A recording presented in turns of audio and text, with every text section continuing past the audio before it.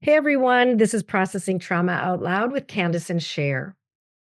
Before I begin today, I want to just tell you that I am looking very much forward to having Candace back on the podcast.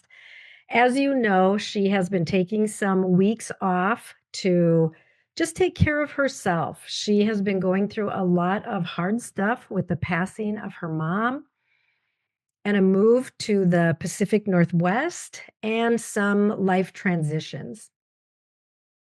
And I really honor her taking this time and space to tend to her own body, soul, and spirit.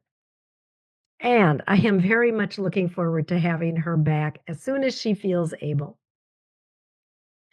I just wanted to address this because I want you, our listeners, to know that Candace and I are doing well. We talk almost every day. And in case you have wondered why she's not here, I wanted to just clarify that with you today. What I want to talk about today is befriending what can sometimes be called our negative emotions. I saw a reel recently that actually made me feel angry. And the person stood up and basically said, here are our main three negative emotions and how we get rid of them. And I'll just be honest and say, at a younger point in my life, I probably would have called these negative emotions too. I've come to recognize that not only are they not negative, but they are emotions that I hold very near and dear. Emotions that have helped me tremendously to survive and to thrive. And so today I want to talk about these three emotions and how I'm dealing with them differently in my life. The first one is fear. On this reel, she named our three main negative emotions being fear, anger, and sadness. For me, I will say I have been encountering fear a little bit more recently because I am planning an upcoming extended trip to the country of Thailand. I will be speaking more about that in the coming weeks, but as I am pondering going and spending some time there alone, I have noticed that some fears are coming up for me. And as I have been staying in the place of the fear rather than just getting dysregulated and exiting as quickly as possible, which is what I did in the past when I felt panic, I wanted to shut it down as quickly as possible. But I've come to really recognize that fear often has really important messages for me. And so a couple of weeks ago, I was meeting with my coach, Patria, and we were talking about this aspect of fear that is coming up for me as I'm pondering this upcoming trip. And she asked a question that just was profoundly important for me and brought an immediate shift. She asked me this question: could the fear that you are feeling be an invitation into awe? It was like the moment she spoke the words, I just felt this sense of like, wow, yes.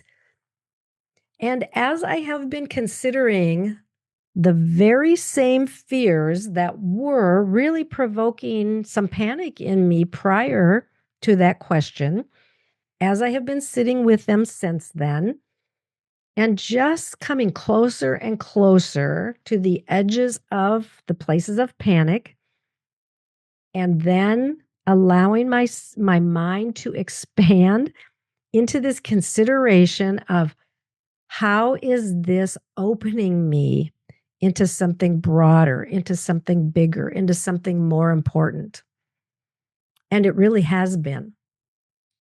What if we could see fear as an invitation to awe? Now, to be clear, if you are hiking in Colorado And all of a sudden, you see a mountain lion on the path in front of you, crouched down, ready to pounce, and you feel fear.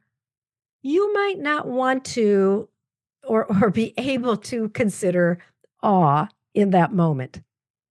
Though actually, awe is very present. Awe in the power of this wild animal, awe in the wildness, awe in the wisdom and in the instinctual sensitivities. There's a lot of awe there, but in that moment, you're going to feel a lot of panic, most likely.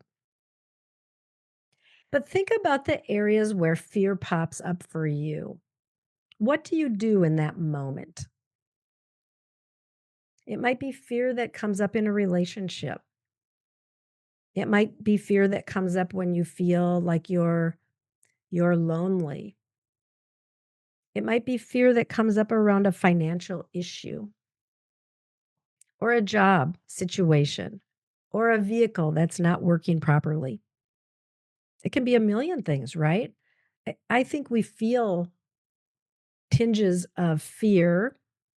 Other words you can put with that are anxiousness, dysregulation, concern.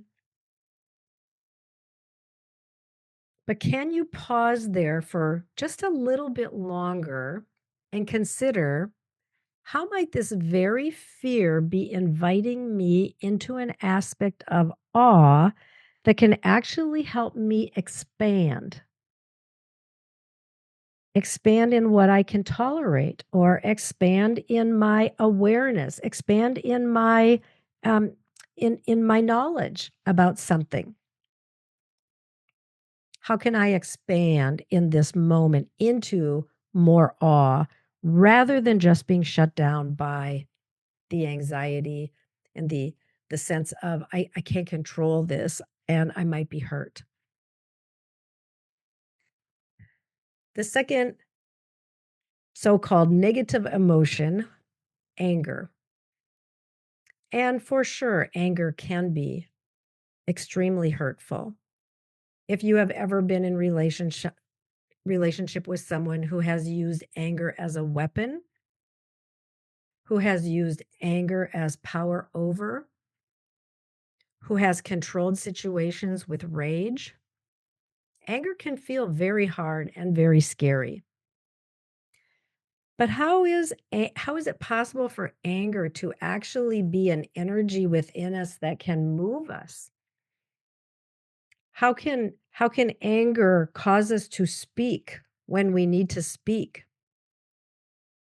Or how can anger move us towards setting a boundary or even toward asking for help? Can we see anger as energy that can be very, very good and that can help us move toward things or situations or healing or understanding or boundaries in ways that can be helpful for us? I think that anger is actually it can be a very good emotion.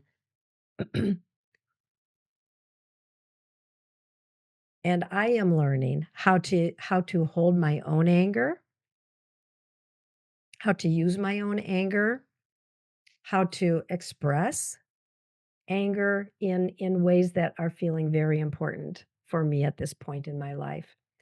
I don't want to call anger a negative emotion. I want to call it an emotion that I even like to call it energy in my body that can move me in ways that can be harmful or hurtful, but also that can be very, very good. And then the third emotion that was called the top three of negative emotions is sadness. And this really just almost broke my heart when I heard this because I feel like, though, yes, of course, sadness we can get stuck in dark places of grief or depression, where we're unable to move forward or come out of it for long periods of time. Sadness can be very difficult and can cause us to miss out on opportunities or shut down relationships or not have courage to move forward in ways that we would like to. So yes, sadness can be difficult at times, but sadness is a place also for us to move toward our own self with compassion and kindness and curiosity. What can I learn about as a situation or a relationship or my own self if I can move toward this place of sadness with curiosity and ask the questions about what is this about and what lies beneath this and how can I hold this in a way that can feel honoring. Sadness and grief are so important in our healing process. And as we consider places where we have been harmed deeply, all of these emotions are emotions we're going to feel. We're going to feel fear. We're going to feel anger. We're going to feel sadness at different times and in different ways and in different intensities. But if we can open space to feel these emotions as we go through the places where we find ourselves, whether that's current and things that I'm dealing with right now today, or things that I'm considering as I am working on experiences from my childhood that were perhaps really difficult or even traumatic. How can I hold these emotions with more capacity to stay engaged and not have to just push them away and call them negative and get rid of them as soon as possible? This is a really important part of our healing journey, hard to do alone. I'll encourage you again, if you need help as you're walking through these emotions, reach out for help. I want you to know that I care about you. I honor the path that you are on to walk through these hard places, because it's in walking through these hard places, it's in befriending these emotions. It's as we are able to hold ourselves with more curiosity and kindness and compassion that we heal and become more creative, more free, more able to see and hold the beauty that is around us, and experience relationships that can offer love and connection and belonging. I love you. I care about you. And I hold this space with so much honor.